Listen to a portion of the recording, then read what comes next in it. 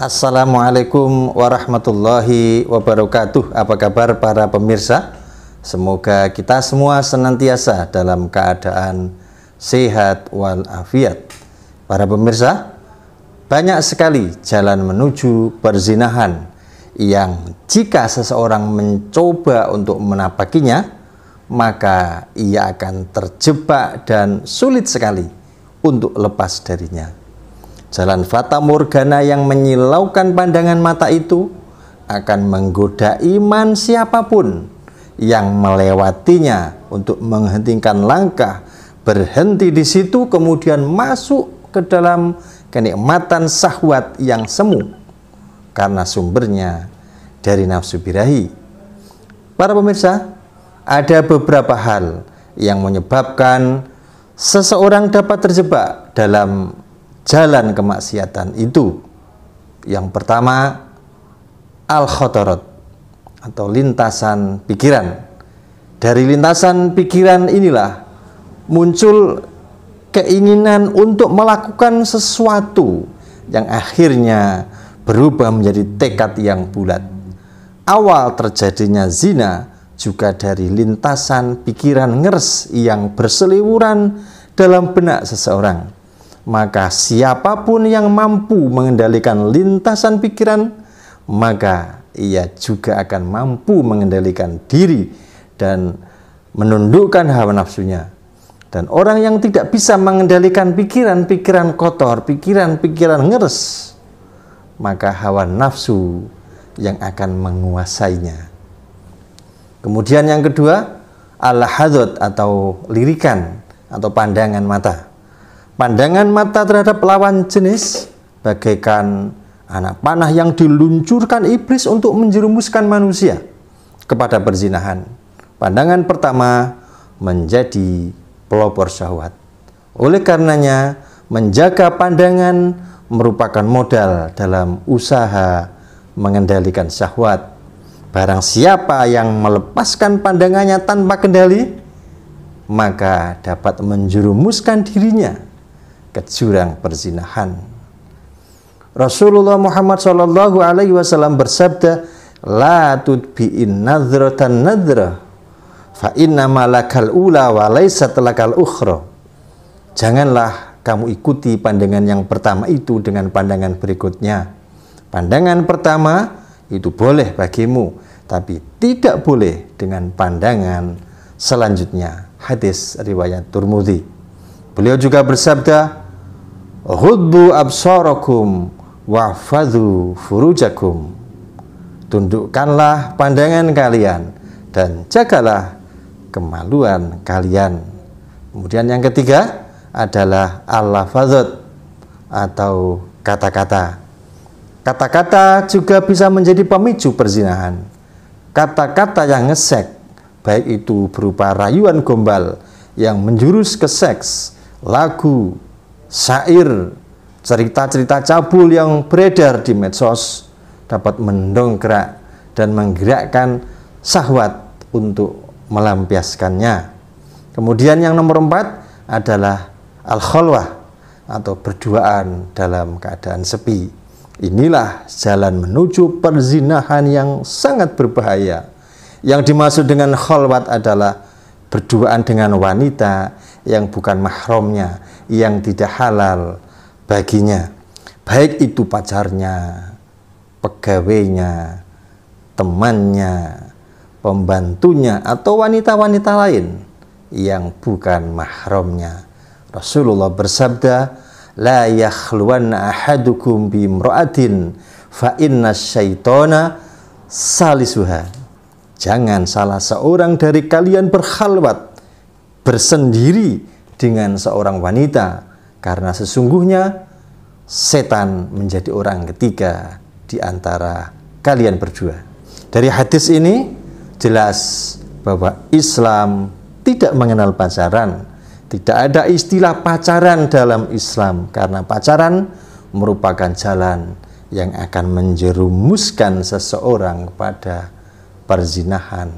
Kemudian yang kelima, al-khutwat atau langkah-langkah nyata untuk melakukan perbuatan zina.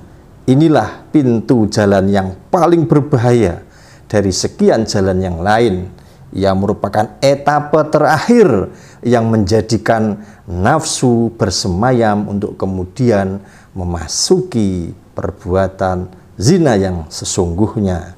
Jalan ini menjadi puncak kegirangan iblis terhadap kebodohan manusia atas hawa nafsunya.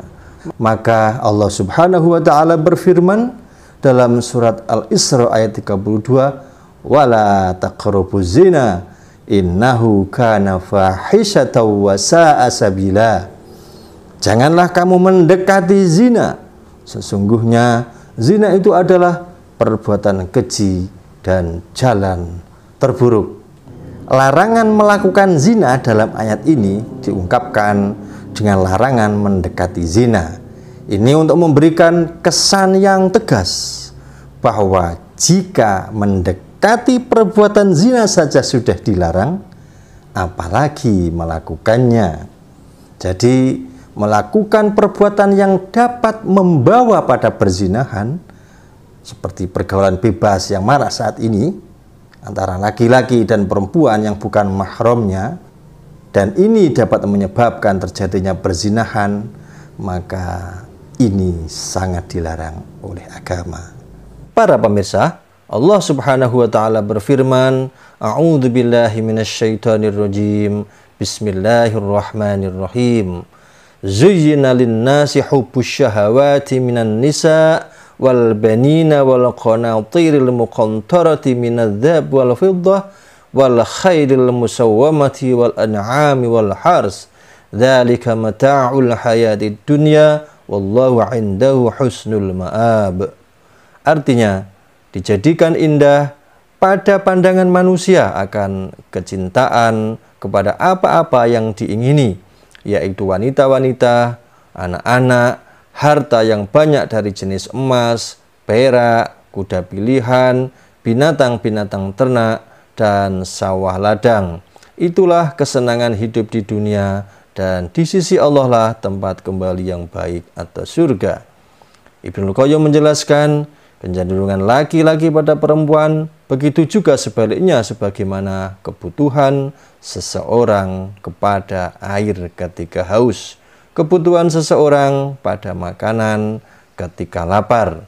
Bahkan kebanyakan orang bisa bersabar ketika lapar dan haus, tetapi tidak bisa bersabar ketika syahwat kepada lain jenis. Kecenderungan nafsu seksual pada lain jenis itu tidaklah masalah ketika sudah halal dengan ikatan pernikahan, bahkan sangat terpuji. Allah memberikan teladan yang gamblang dalam surat Yusuf tentang seorang wanita yang menggoda seorang laki-laki. Nabi Yusuf muda dan masih bujang, tentu sama seperti pemuda lainnya yang memiliki gejolak syahwat yang lebih besar dibanding orang yang sudah tua. Ketika digoda dan dirayu oleh seorang wanita yang cantik jelita, yang tak lain adalah seorang permaisuri yang bernama Zulaikha, beliau dapat menyelamatkan diri. Meski Zulaikha adalah majikannya, tidak berarti harus dituruti semua perintahnya, karena perintah atau ajakannya itu termasuk perbuatan dosa dan nista. Pelajaran penting yang dapat diambil dari kisah Nabi Yusuf saat digoda Zulaikha yang Allah abadikan dalam Al-Quran surat Yusuf, terutama dalam ayat 23-29 adalah: yang pertama, cobaan yang dialami Nabi Yusuf dalam kisah ini sungguh sangat berat. Bisa saja beliau menerjang larangan berzina, namun beliau tetap sadar Allah, yakni tetap bersabar dalam menjaga iman, takwa, dan keikhlasan. Itulah yang bisa menyelamatkan beliau dari cobaan berat tersebut. Yang kedua, hanya dengan pertolongan Allah jualah Nabi Yusuf bisa selamat dari maksiat tersebut. Ibnu Mas'ud radhiyallahu an berkata, "La haula amma syiatillah illa bi'ismatih wa la quwwata ala ta'atihi illa bima'unatih." Tidak ada daya untuk menghindarkan diri dari maksiat selain dengan perlindungan dari Allah, dan tidak ada kekuatan untuk melaksanakan ketaatan selain dengan pertolongan Allah. Yang nomor 3, Nabi Yusuf memilih dimasukkan ke penjara untuk menjauhkannya dari fitnah, menjauhkan diri dari Zulaikha yang tidak pernah berhenti menggoda beliau. Yang nomor 4, Nabi Yusuf tidak merasa sakit hati dimasukkan ke penjara meskipun beliau tidak bersalah. Namun beliau tetap optimis menjalani hidup dan selalu berpikir ke depan. Wahai para remaja, jangan hanya bisa berpikir bagaimana mendapatkan kenikmatan sesaat pada saat ini, pada saat remaja saja, tetapi berpikirlah benar atau tidak yang kalian lakukan, melanggar etika dan aturan atau tidak. Kalian memiliki masa depan, maka sadar dan juga berpikirlah tentang dampak dan akibatnya di kemudian hari.